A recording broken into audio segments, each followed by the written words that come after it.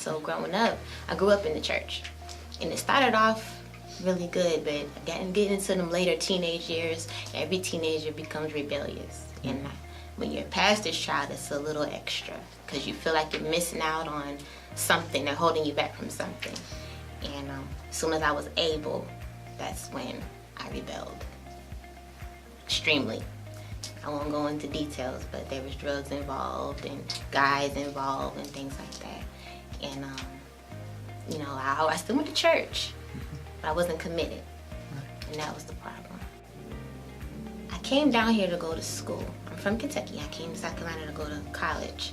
I was like 21. So for maybe a year and a half, I had started getting my life back right. From 17 to 19, 20, those were my troubled years. But after that, I tried to get my life right. And someone offered me a scholarship to come down here. And I came down here to go to school, and I met a guy who turned out to be abusive. And that's not something I'd ever experienced. It wasn't in my home.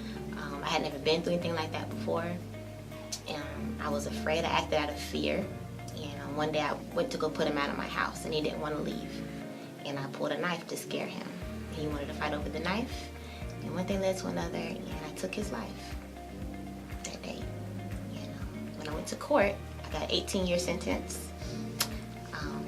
And I went to leave, and I still felt like I had something to prove. Now it's like I try to get my life back right, Lord, and I try to do the right things, and this still happened to me. You still allowed this to happen to me. That was my thinking. You know, not my own decisions, because that's who was really responsible, was me. Because red flags are always there, and I should have saw them with this guy.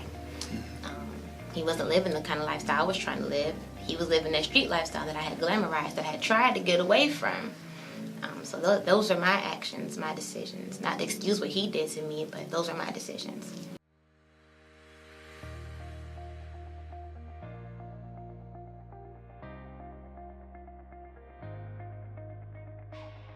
I love Jumpstart. A lot of that I went through with that guy, and some things that happened to me in my youth, I wouldn't share. I wouldn't open up about it. I didn't feel comfortable. There was never a setting where I could talk about it. Jumpstart opened that door for me. The way that the groups are set up, the questions that they ask, the way that they kind of not screen the people, but the leaders before they come, but they go through a process so that we know they're okay to talk to. And so that left me an option to heal.